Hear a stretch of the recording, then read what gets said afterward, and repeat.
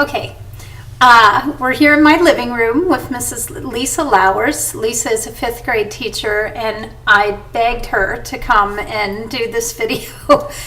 She's in summer mode, so this is very gracious of Lisa to join us. But the reason why I wanted her to come and answer a few questions for me was because she's really skilled at selecting works that I think are rather challenging for her students, and she never shies away from difficult texts.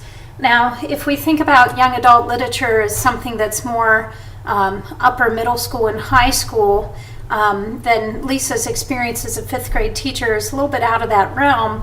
But the reason why I wanted to talk with her is because I find that teachers don't give students in 5th, 6th, and 7th grade challenging enough materials. And then by the time they get to high school, they're kind of shocked at the depth of literature that is all of a sudden what they're being asked to read in class, and they're not really prepared for it. And I just love Lisa's ability to appropriately challenge younger readers, and I thought it would add some interesting perspective for us to talk about in the context of this class. So I'll begin, and I'll say, Lisa, maybe you could begin by sharing a couple titles of books that you've really liked using with your students, and without giving too much away about the books, maybe a little bit about the challenging subjects that are in those texts. One book I've used in my class is Freak the Mighty, a story about two boys that make a bond together, complementing each other's strengths and weaknesses and dealing with some difficult issues. It's a good book for both genders, boys and girls. It's a rather easy read, but complex plot development in that and characters. Another one I like to use, used it mainly with girls, is Out of My Mind. It deals with a girl who has cerebral palsy, and the reason why I like using that, it's a long book, it's over 300 pages, but it's a relatively easy read, and the girls get so engrossed in it that it doesn't take them long to read it.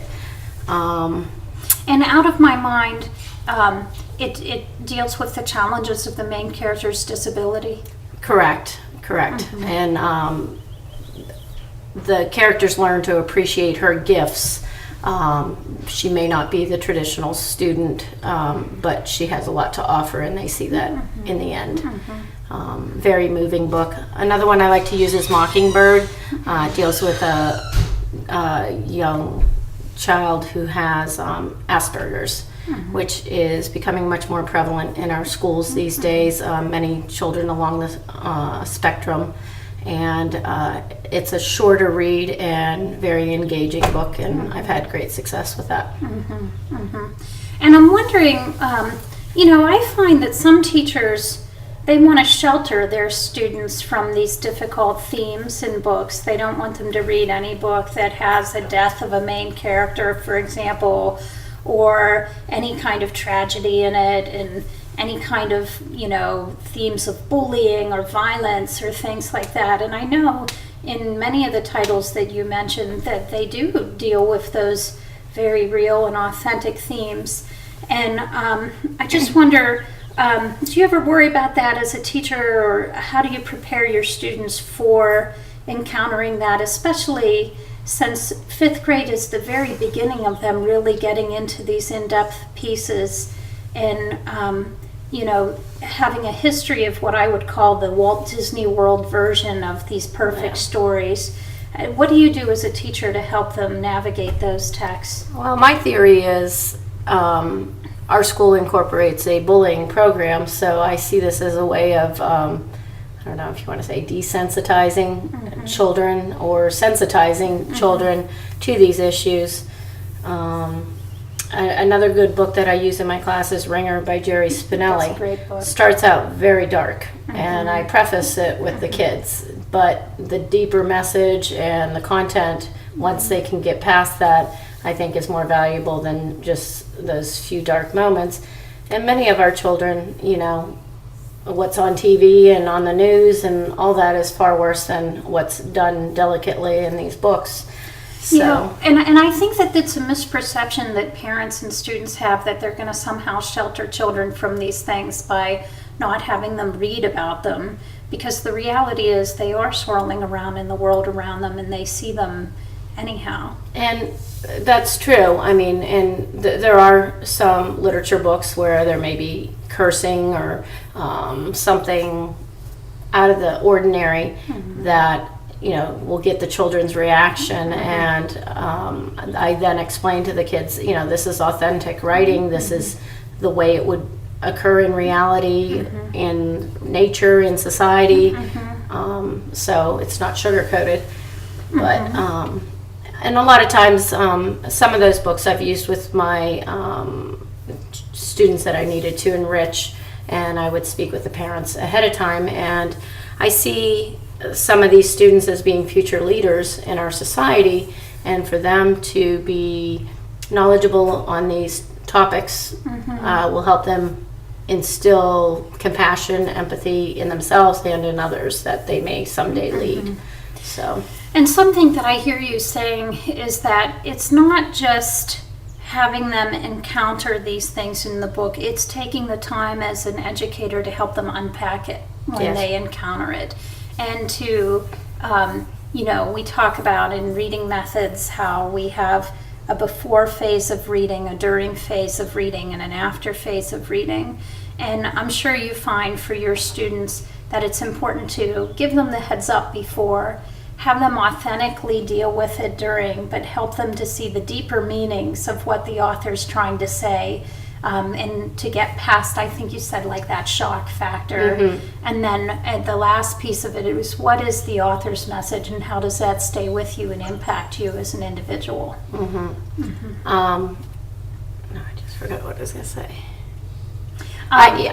Because many of these students don't have a lot of background knowledge coming into dealing with Asperger's and cerebral palsy, some kids may have a connection. They may know somebody either along the spectrum or something.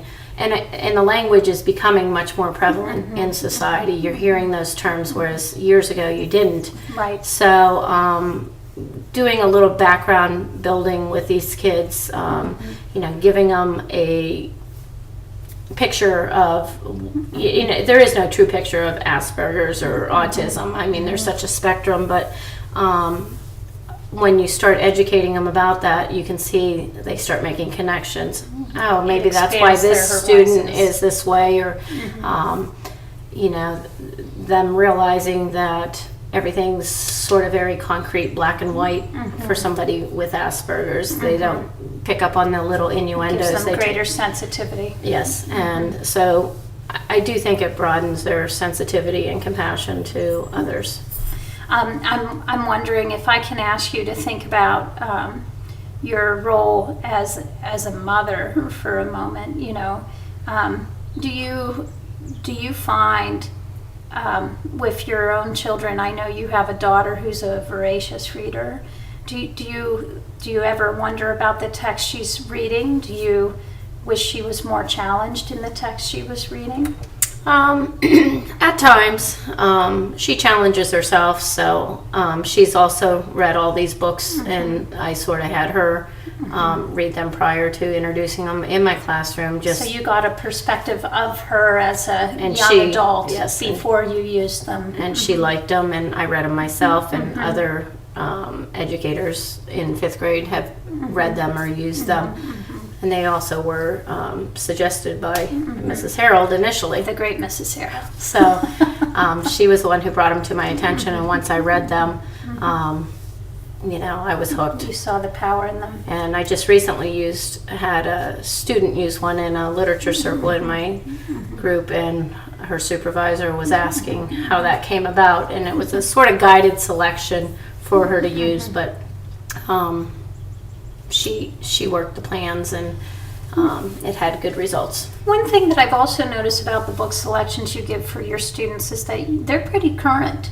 You tend to not have them read texts that are, yeah, I mean, there's some you have them read that are what I would call tried and true. Classics. But Yeah. you really do a nice job of pulling in modern literature. Well, I've only been teaching 7 years, and initially I went with what was there and what was in place just until I got my comfort level. But I feel it's important that the kids be engaged. Another book I use is Schooled. That's a great one. It's a good book. A lot of the boys can relate to that one. It has some juvenile delinquent type hippie Yeah. stage. So the boys really connect with that and connect with the characters. And a lot of times in these harder, lengthier books, I don't spend a lot of time with all these miscellaneous projects related to it. I try to engage them in more of a literature circle More of the discussion and deeper understanding. And So your emphasis Connections. becomes less on the projects that they can do spun off from the book and more on just that unpacking the author's message. exactly. Wonderful. Well, I wonder if there's anything else you feel the need to share with these students about the power of adolescent literature and how it can be used appropriately in the classroom. I just think finding a book that's engaging, that the students can relate to the characters, and also has strong themes and messages can have an impact. And the students will talk about it for days after, months after, and also recommend it to their peers. So Very I think that in itself is a reward. Yeah, absolutely. Well, thank you all. I hope you found that interesting, and I do want to thank my friend Lisa Lowers for taking time out of her summer to join us. Thanks, Thank you. Lisa. Good